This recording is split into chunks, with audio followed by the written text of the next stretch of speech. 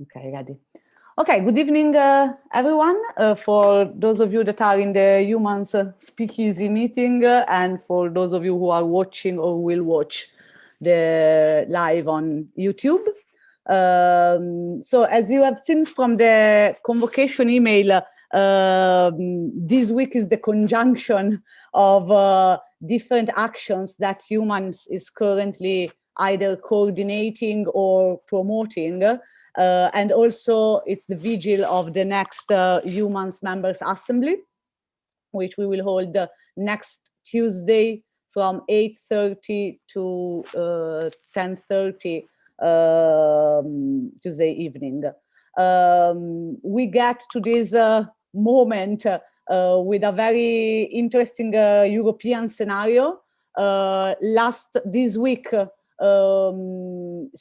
came out the joint declaration of the EU institutions around the Conference on the Future of Europe, which is that moment of, on one side, citizens' engagement, and on the other side, the reconsideration of the European Union of its own functioning somehow. The joint declaration is quite vague, and somehow it confirms that it's very unlikely that the Conference on the Future of Europe is going to start on the 9th of May, which was the date that was kind of aimed for. On the other side, this declaration contains some indication on the role that Citizens Forum will have in the conference. And this vagueness, and also that the process will last 1 year instead of the 2 years that were originally expected when the idea came out initially. So I think this gives us a reason of urgency for the push of all forms of participatory democracy action that we are currently involved on as a movement, but also as partners of other citizens organizations and groups. An example of this is the meeting that we had last week with the other promoters of European citizen initiatives. I actually invited all of them also to join us in our assembly next Tuesday. And for example, the Universal Basic Income representatives will be with us during the assembly. I think last week we had the foundation moment of something that can be very unique and that can be something that is the object of discussion for tonight. So what we can do to make the 9th of May, which is the Europe Day, a day of promotion of the instrument of the European Citizen Initiative, a moment where the European citizens can be informed about their rights to sign European citizen initiatives, and how we can also leverage some of the ideas and action that we worked in the past months around systematic ways of informing European citizens about this specific right. I already got the availability of the Universal Basic Income ECI and the Voters Without Border ECI to collaborate for this 9th of May, which means that we're going to have a small organizational political committee to prepare this action day. But I think tonight is a good moment to try to enrich the ideas, the roadmap, the potential work that can be done to lead toward this appointment of the 9th of May, which ultimately is a way to reclaim the equal dignity for participatory democracy concept, which is one of the foundation element of humans' way to operate. I would like also to take a few minutes to describe the Mayors to Stop Global Warming.eu event. I see some people that I didn't see before in meetings, so just to summarize, Stop Global Warming.eu is the European Citizen Initiative for a carbon pricing in the European Union. It's an official collection of signatures where we need 1 million signatures to address the European Commission with this proposal.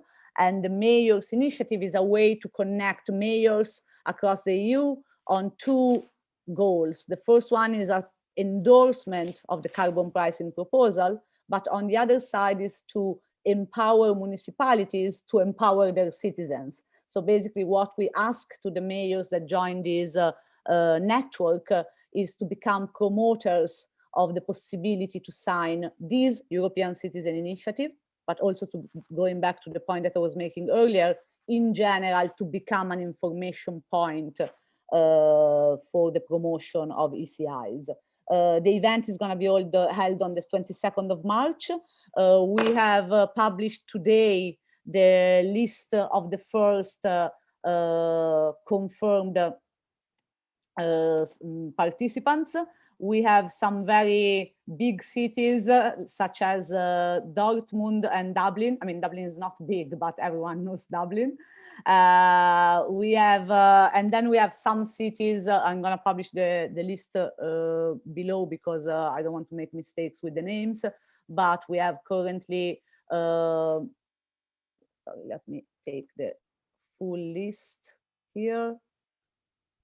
So confirmed are Dublin, Ireland, Heerlen, the Netherlands, Iași, which is the second biggest city in Romania, Novo Mesto in Slovenia, Saaremaa Vald, Estonia, Szczecin, Poland, Bruges, Belgium, Bydgoszcz, Poland, Dortmund, and Linz, Austria. So there are already 10 cities, and we have still 2 weeks to go to the actual event. So of course, this is a very important opportunity to spread the action of humans and the impact of the stopglobalwarming.eu initiative, but also somehow to prove the methodology that we have as an organization of combining the political goal and the methodology around participatory democracy. So tonight I would like to open the floor on this 9th of May event to start to put together some ideas on how this action could be impactful. I just want to add that the European Economic and Social Committee in Brussels, which was one of the addressees of the letter to Commissioner Jourova around the proposal for equal dignity for participatory democracy, they got back to me saying that they will consider the 4 proposals that we made, and they introduced me to some other people in their team that work specifically with the European Citizen Initiative. So I already replied to them, suggesting to have a meeting. They can decide if they want it to be formal or informal, like receiving the ECI promoters or just having an informal meeting. And I started to put in here the message of the 9th of May, because of course we don't want it to be an antagonist type of action, but it's more like a proving to the EU institutions what we mean when we say that there should be more information about the right of citizens to leverage participatory democracy instruments. So for example, an institution like the European Economic Social Committee could offer some of their services for this initiative, or as an information point, or like organizing something, whether it's going to be possible in Brussels. So the first reaction, and it opened up some space. And another person that was an addressee of the letter is the director of the European Federation of Journalists, Renate Schröder. She's very much interacting with our content on Twitter. So I think also involving the European Federation of Journalists for the 9th of May could be one of the things that we can try to do. So these are some of the elements. To recap, 9th of March, the Humans Assembly, which is going to be available in English and in Italian. The 22nd of March event, Mayors to Stop Global Warming, and this activation on the 9th of May with collection points and informative points, institutional or not institutional, around all European citizen initiatives currently undergoing the signature collections. So the 9th of May as the Europe Day, which becomes a sign day for European citizen initiatives. I don't know if Marco maybe wants to integrate.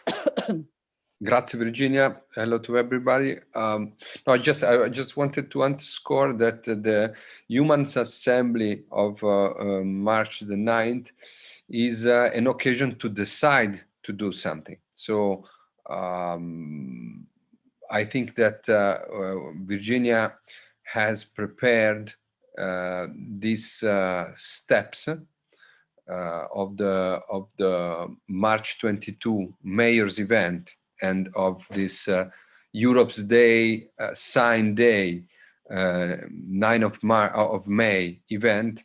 So we could even formally decide to engage ourselves and to put all our efforts and even our resources in promoting these two events. We need people to know we are not doing things just for the sake of the few people that can attend some webinar. We have to try to reach out public opinion, and this May 9 Europe's Day Sign Day is something that could become something valuable also for next year and for the next one again. So it will be a long-term effort to have the European Union considering at the same way representative democracy and participatory democracy. So we have very much to insist on that point. And it's a political thing because Europe's Day usually is a celebration of the past. How important is the European Union because we are not having armed conflict since World War II, and which is good, of course, against nationalism. All these things are important and true, but it's also important to look at the present and the future and to create European citizenship, the citizens that can participate through democracy. So I think as a narrative, is a very important step. I just wanted to add also that the European Union level we can reach it from the bottom as we are doing with the mayors, and also from the top. We have already the support of former High Commissioner for Human Rights, Navi Pillay, thanks to Flavia, to stop global warming. We had one former president of the UN General Assembly, Mogens Liketov. Now we have a second one, because we have Sergei Kerim, who is the president of the UN General Assembly, under whom, for the first time, climate change was on the agenda of the UN General Assembly. I think this gives us an enormous opportunity to open the global dimension of our campaign. Thanks to Navi Pillay, thanks to Mogens Liketov, thanks to Sergei Kerim, we have now a very important panel of and also Flavia, of course. We have a high-level panel of UN former personalities that can help us in reaching also the global dimension of the stopglobalwarming.eu campaign. So this, I think, is also a very important point. Thank you. Well, last thing is that, well, Luca Dal Pubel is here. He already activated his contact about Poland. I also activated another contact in Warsaw. And one of the points that we should discuss on our assembly on the 9th, so in a few days, will be how to start working on the preparation of humans' first constitutive assembly. Thank you. Founding assembly. Thank you. Thank you, Marco. I would say let's open the floor for comments, ideas, suggestions, things that you want to do. And I forgot that we have also our instrument for subtitling that we were planning to test. So I'm going to share the link with you. So if someone wants to see how it works, you can keep it open in parallel with the meeting. The idea is to test instruments to make meetings more accessible with subtitles.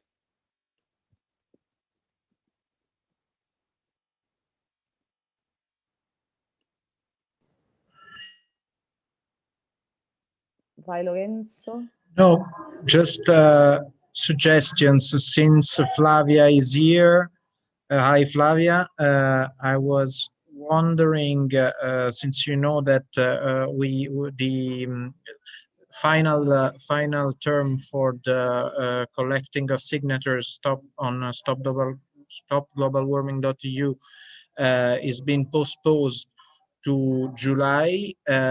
Maybe this is a good opportunity to relaunch the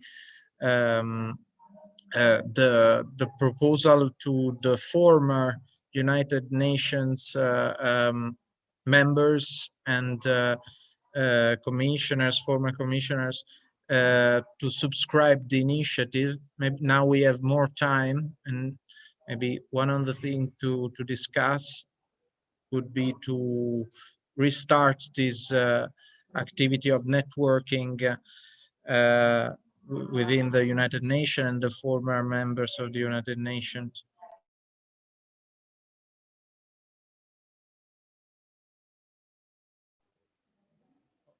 Okay, I think you're muted. I think, no, can you hear me now? Now we can, yes. Okay. Because it said that I was muted, so technology is not my thing. First of all, apologies, I've been a little bit incommunicado of late, but we've had a few somewhat difficult weeks. I think, Lorenzo, yes, I will try to activate again and more forcefully a couple of mayors here for the mayor's event. I will try again Mary Robinson, and again, let me tell you, don't have high expectations. She is a difficult character. I may try, I've even thought about trying to work on her via Navi, but since the two also don't particularly love each other, I don't know whether that is an avenue that's any better than mine. However, and I'll make a note of this, a person whom I think I might get is Achim Steiner, who is the head of the UN Development Program, was the head of UNEP, and is German, so he's also European, which is good.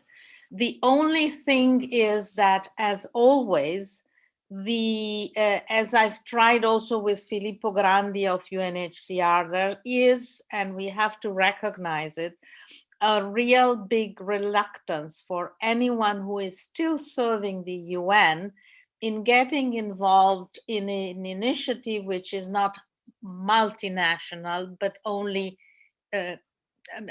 international, but only European based. Because, of course, when we work in the UN, we have a broader remit. And I'm not even getting into the not always easy relationship between EU and UN, of which I've been at the receiving end quite a lot when I was in Yemen, because it's never been totally smooth. The lot of mutual support in many ways, but in some cases also some institutional constraints that play against. So I will try my best with Achim. I know him from my time in Bonn, so maybe that might help. And I will try again with Mary Robinson. I have her direct mail from Navi, but again, please don't have too high expectations. And for the rest, I think it's important to have Navi, who confirmed that she will be there on the 9th, this in a few days, with a statement of support and a statement about the importance, of course, of human rights in the context of participatory democracy, and how how a basic right it is for citizens to participate. So she will say a few words, and we were just emailing with Virginia, since we will not provide her a written text. This time I win, because when I was her deputy, I mostly lost the battle to tell her, don't just read a speech, speak. You are so much more effective. And so this time we won't provide her with anything, but she will intervene. And I knowing her, she will be quite impressive. So that's at my end. Thank you, Thanks. Flavia, also because it gives me the opportunity to say a couple of words about the assembly.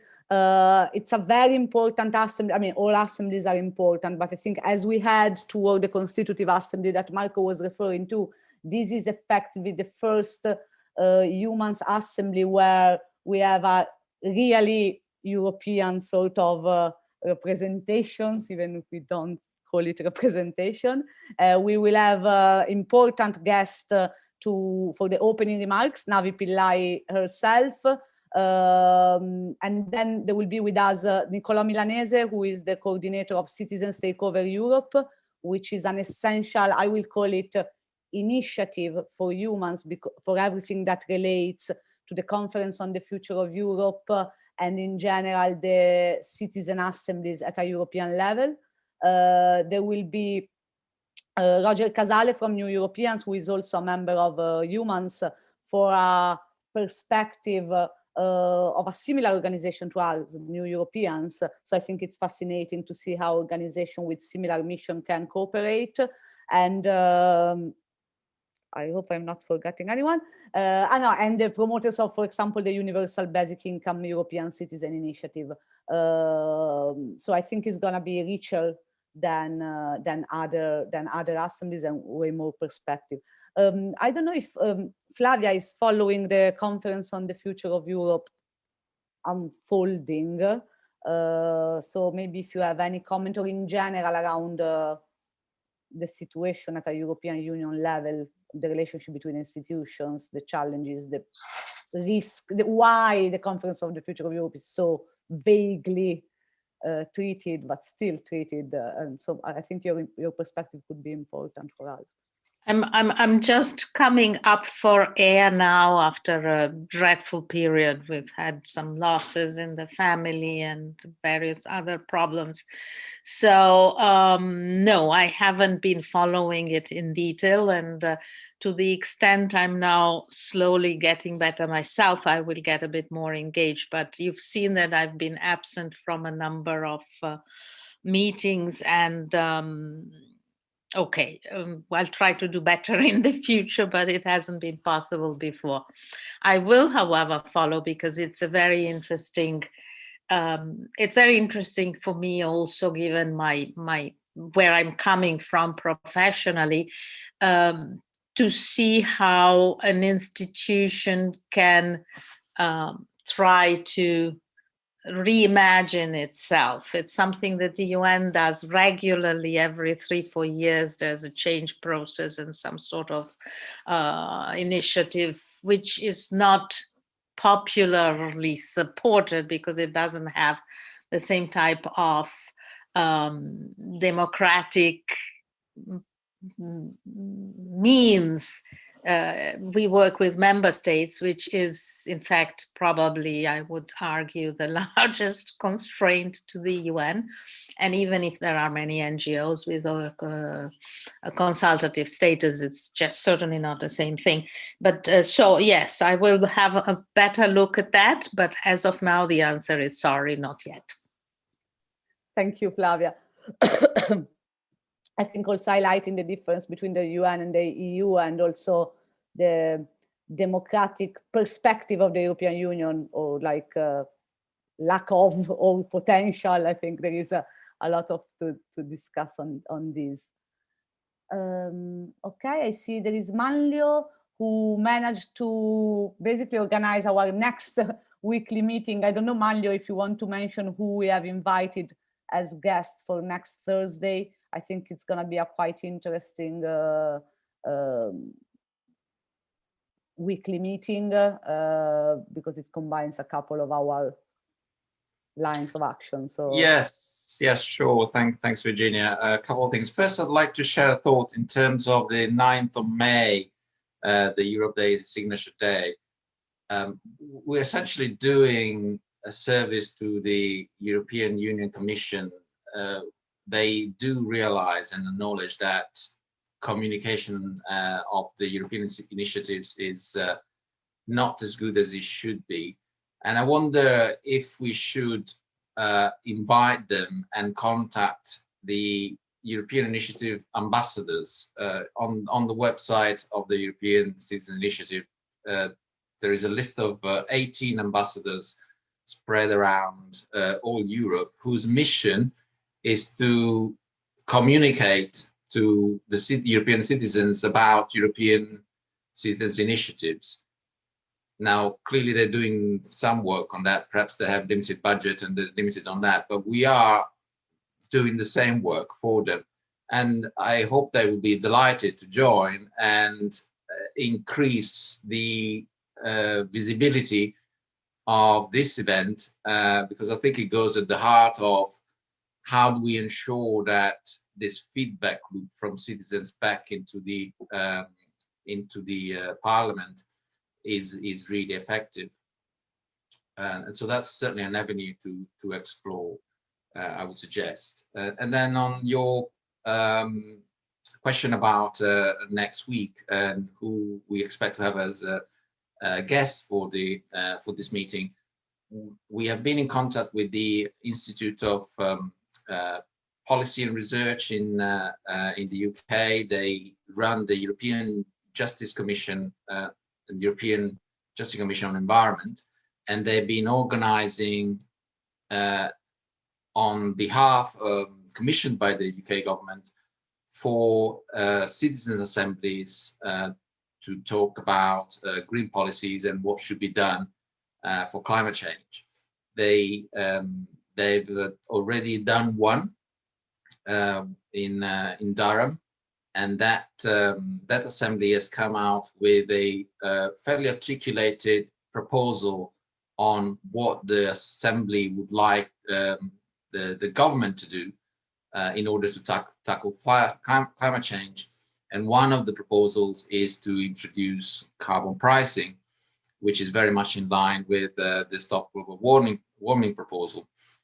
And now the method that they've adopted, which is the engagement of citizens to look at the climate change problem, as well as the merit of the proposal, is very much in line to the work that's been done by humans, both on the Stop Global Warming and the Citizens Assembly activities.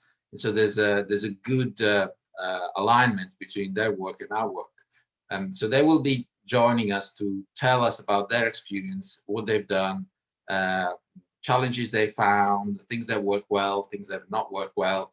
And we hope that through that exchange, we can also learn and collaborate together for the Stop Global Warming and the engagement of citizens through citizen assemblies in Europe as well. Because it looks like, certainly in UK, for this thing, the practice has been embedded well, and I'm sure by hearing from them, we can have a stronger insight on what is the good practice and what good looks like, and we can learn from them and work together. Thank you, Manlio. Also, another thing that Manlio did that I think it's politically very interesting, there is going to be the elections for the mayor in London in May, and as Sadiq Khan taught us when I was living in London, is that mayor is in Europe, is in the European, is going to always be European Union city.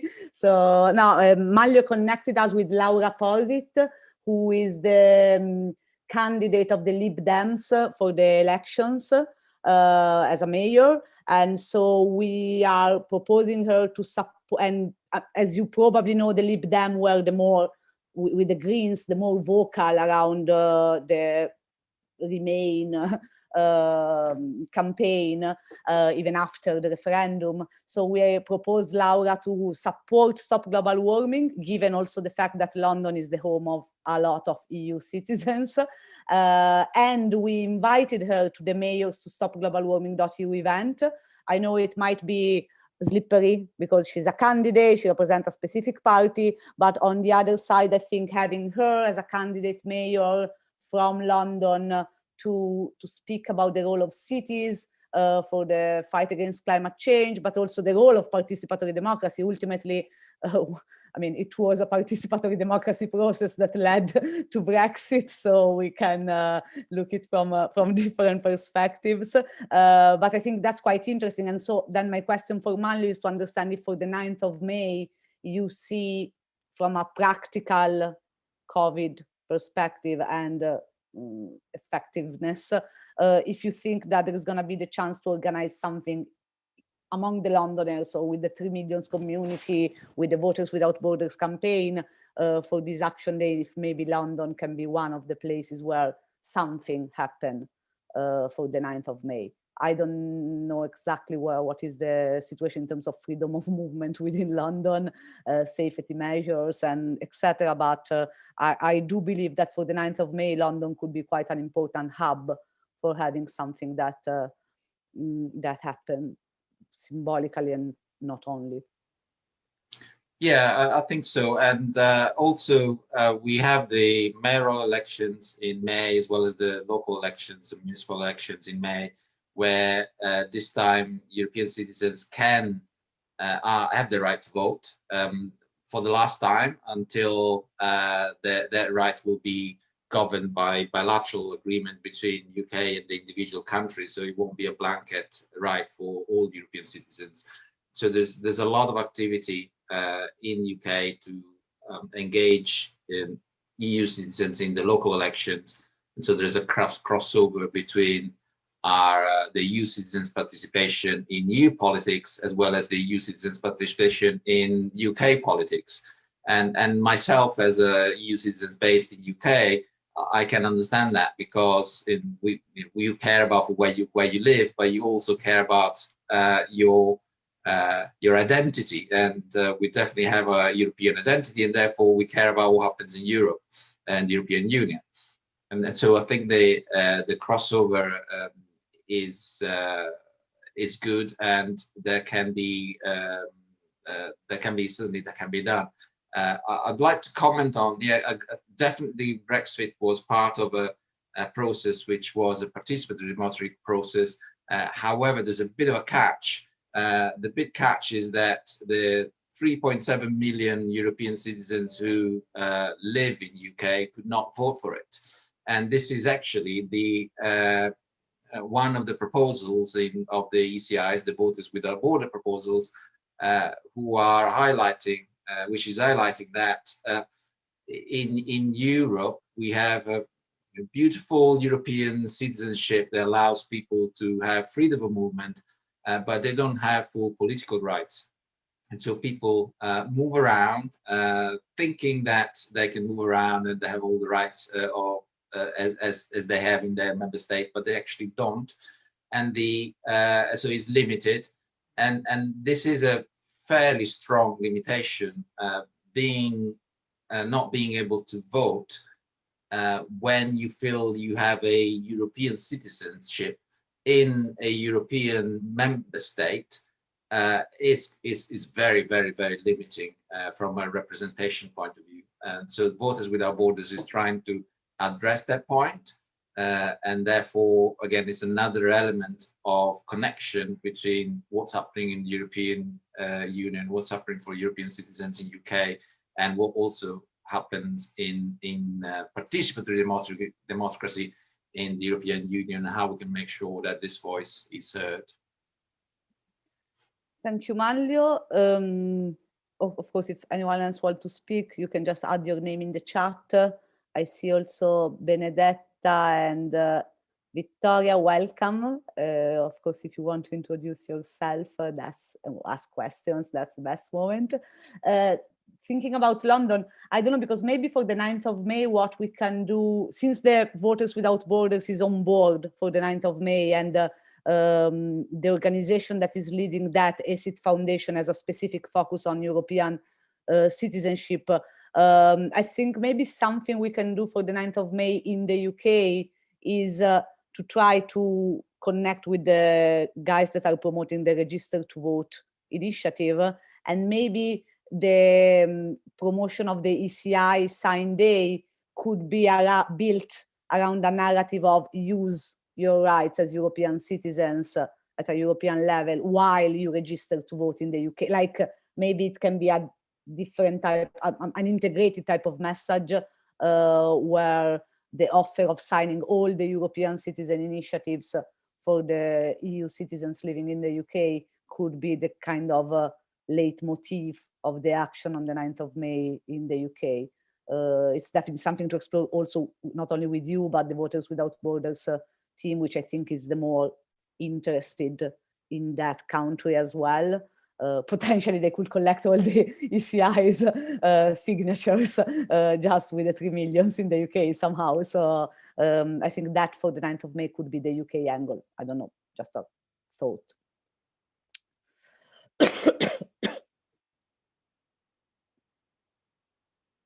Okay, don't be shy.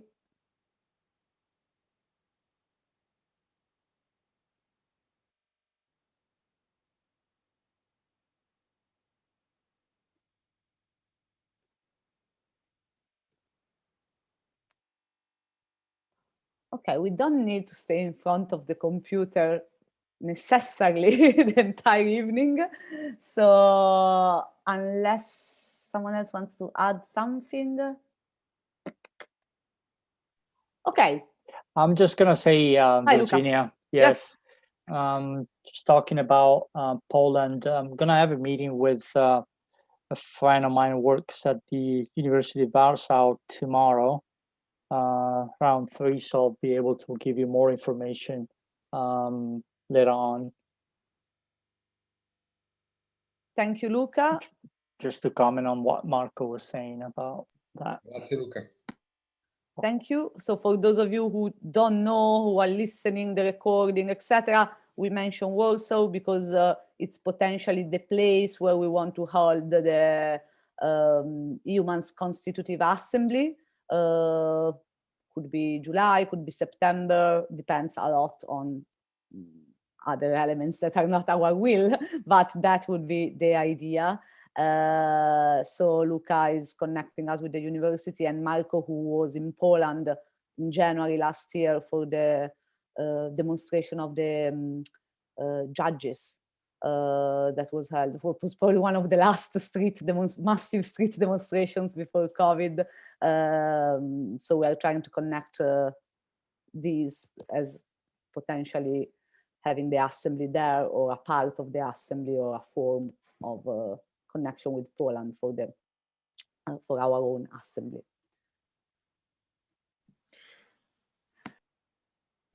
Okay.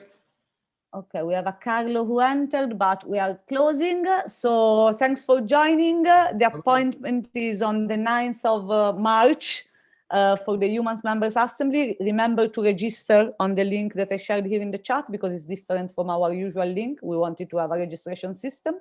And feel free to invite anyone who you think might be interested in a debate on a pan-European mobilization for democracy and sustainability through participatory democracy, or in general, who maybe you spoke about humans, and I think that's a good moment to invite others to be with us. And have a good evening, everyone. Bye-bye.